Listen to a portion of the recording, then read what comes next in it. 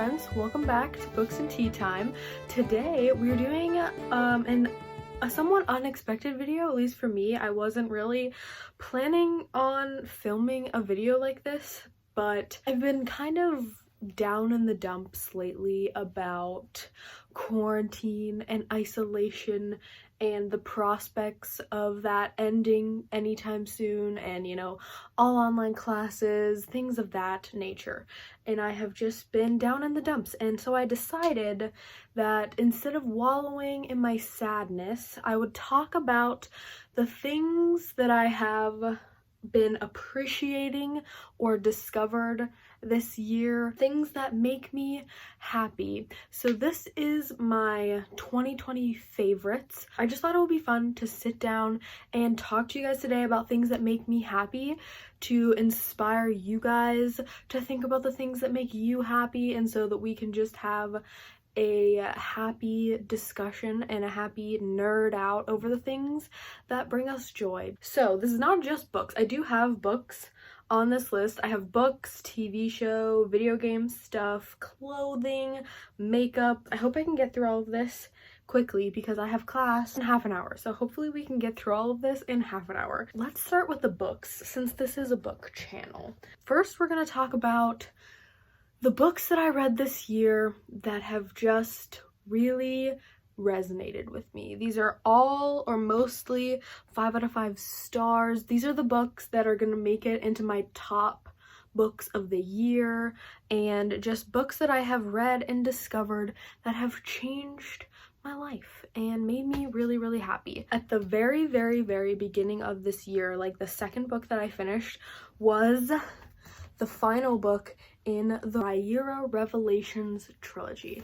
This fantasy trilogy has changed my life. It's one of my favorite fantasy trilogies of all time now. I am obsessed with these books. They're hilarious, they're action-packed, it's epic, amazing fantasy at its finest, and I just am obsessed. So I finished Heir of Noveron, which is the third book, at the very beginning of January, and literally the entire year it's August and I'm still thinking about these books. I'm still wanting to reread these books even though I literally just read them. They're incredible, and I love this box set. My dad gave it to me for my birthday last year. It makes me happy. It makes me laugh. It makes me like feel all the feelings. There's a little bit of romance. There's just it's just everything you'd want in a fantasy series. The first book is Theft of Swords, for anybody who is interested in checking this series out, which you definitely should because it's incredible. It'll change your life. If you're a fantasy reader, a fantasy lover, you've got to read these books. It's so freaking good. The main characters, Hadrian and Royce, have the best friendship, and it brings warmth and humor and excitement to your life. These books are the first favorite of 2020. In like early spring, this was actually like, I finished these books right before I started my channel, so I don't think I've ever mentioned these on my channel, but these are the Fallen Isle books by Jodi Meadows. Actually, I didn't tell you, the Rhaenyra Revelations are by Michael J. Sullivan. Sorry about that, but these are the Fallen Isles books by Jodi Meadows, and they are so good. This is a dragon-centered island fantasy series, and one of the things that I appreciated most about this series is that there's so much amazing representation for like mental health in this book. We get some great LGBT representation. There's an endearing, incredibly sweet romance at its core. There's family and friendship. There's dragons and relationships between humans and dragons. And our main character, Mira, just really speaks to me. She blows my mind. The first book is Before She Ignites. This is what it looks like, and this is our main character, Mira. So she struggles with anxiety and something that is akin to OCD, obsessive compulsive disorder. Again, this takes place in a fantasy world, so they don't use that terminology to discuss it, but the way that her experiences are described is very much alluding to that, and the way that she learns to cope with and accept herself. All of the amazing things that she does and the strength that she finds within herself to trust her gut is just amazing. The second book is As She Ascends, and the third book is When She Reigns. I mean, the covers are excellent. The representation is great. I just really love these books, and I don't hear a lot about them, so you definitely should check these out. Again, if you like fantasy, if you like dragons, they just made me happy, and again, they're books that I think about a lot. So yeah, great book series right here.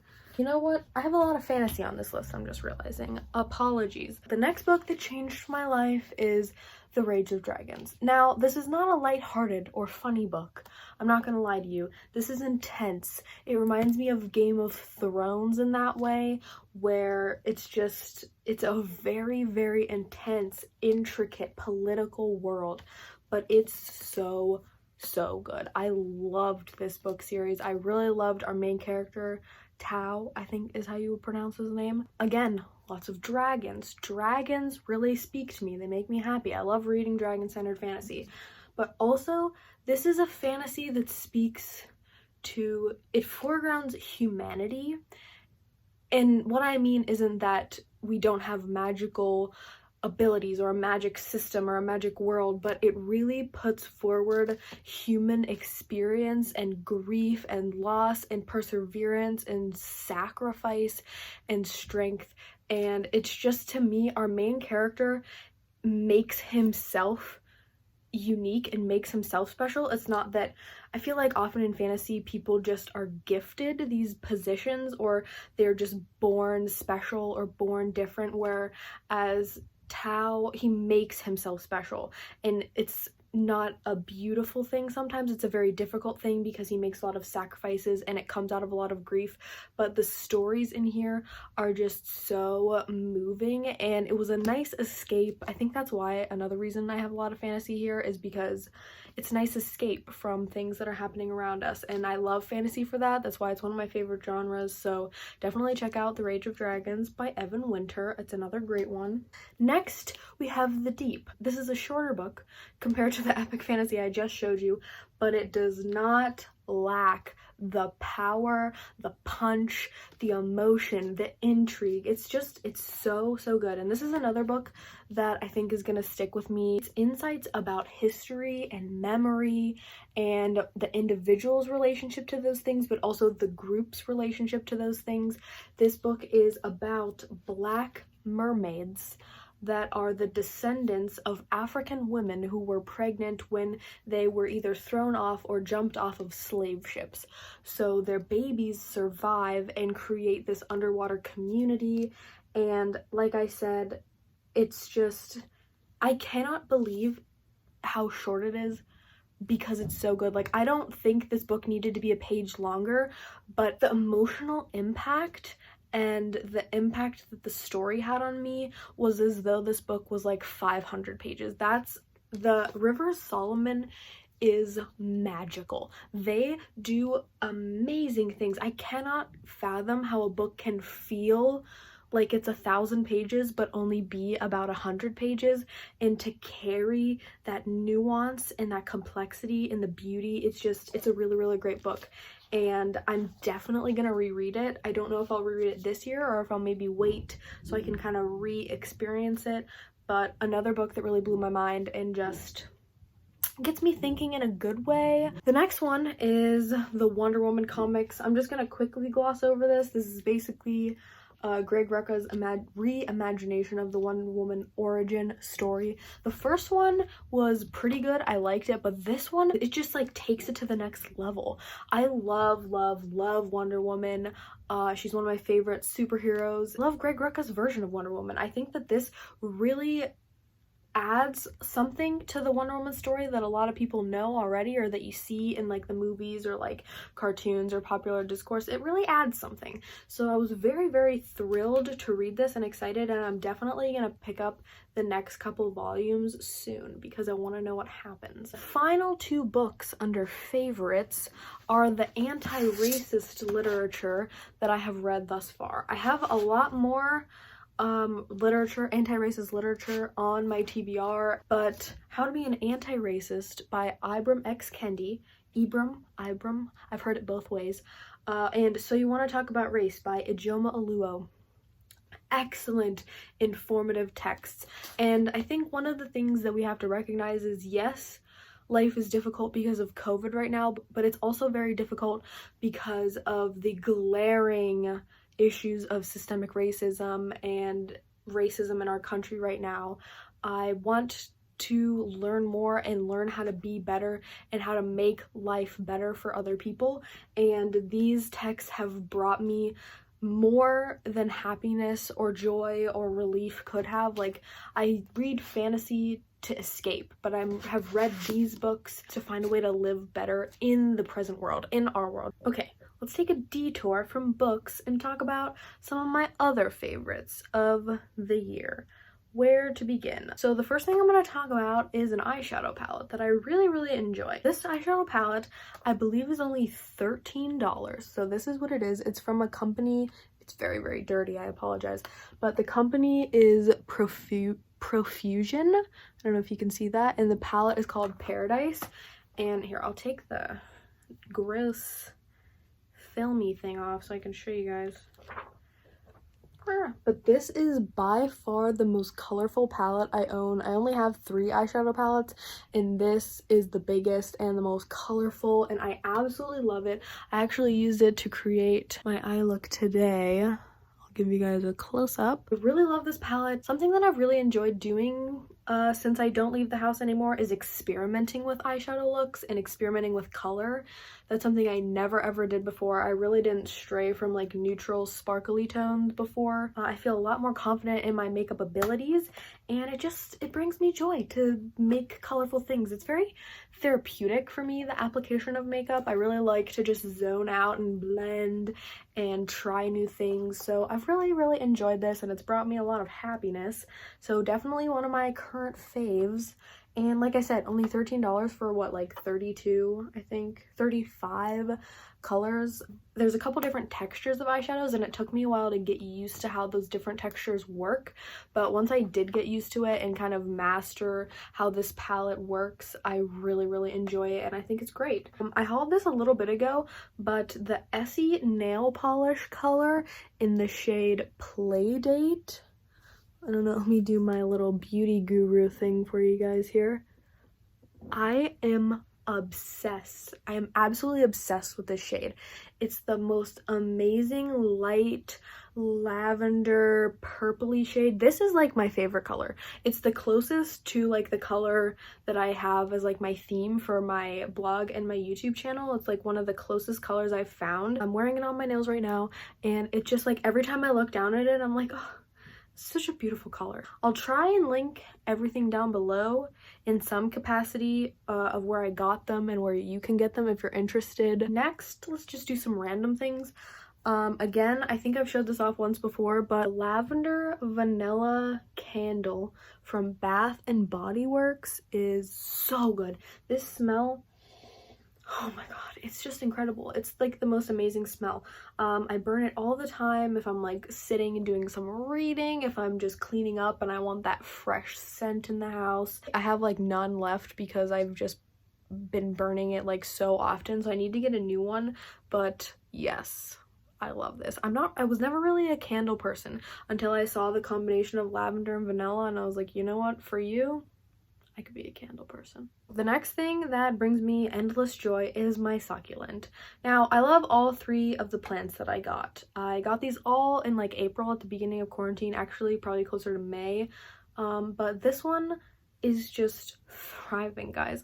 I love this little gal. Her name's Venus. I'm obsessed with her, and I think that my personality and my lifestyle is just conducive to succulent care, because I have a bamboo and then a plant right up here. I forget what it's called. Those, they're not doing terribly, but they're not thriving the way Venus is.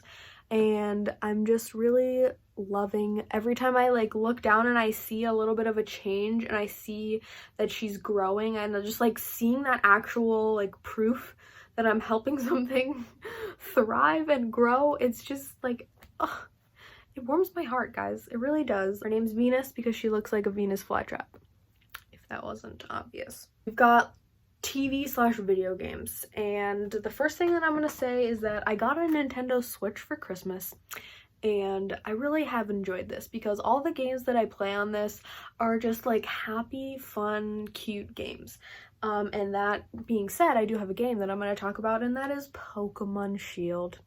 I love Pokemon. It's such a happy time for me, right? It's a relaxing thing. I play some other video games, namely my other most played game is Smite, and Smite can be stressful, okay? The community's toxic, and it can just be stressful sometimes if you're not like steamrolling a team, which is not always. But Pokemon is just, it's happy, it's light, it's like, oh, fun, catching some Pokemon that I'm gonna make my friends, and I really enjoy playing my Pokemon games. I'm only gonna mention one TV show, and I've talked about it a couple times already on my channel, but Hunter x Hunter is one of the best TV shows, not just anime, not just like animated or like cartoony kind of like shows. It's one of the best shows I've ever seen. It just makes me so happy.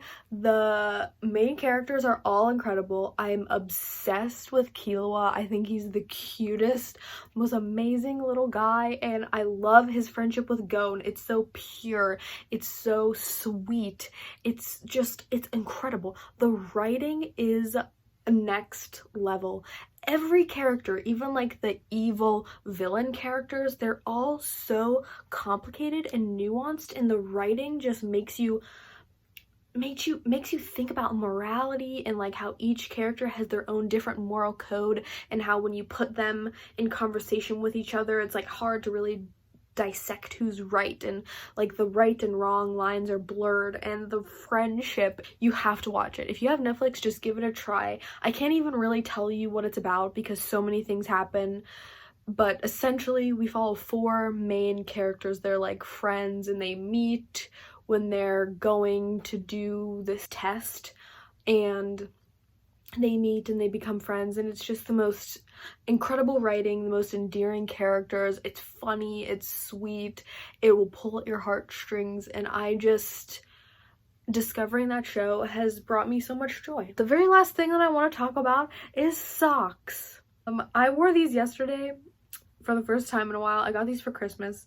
They are socks with my dog's face on them, and they're just really, really cute. So it's like a little picture of my puppy Milo, and it's just all over and like little bones, and I mean, do I really have to say anything more?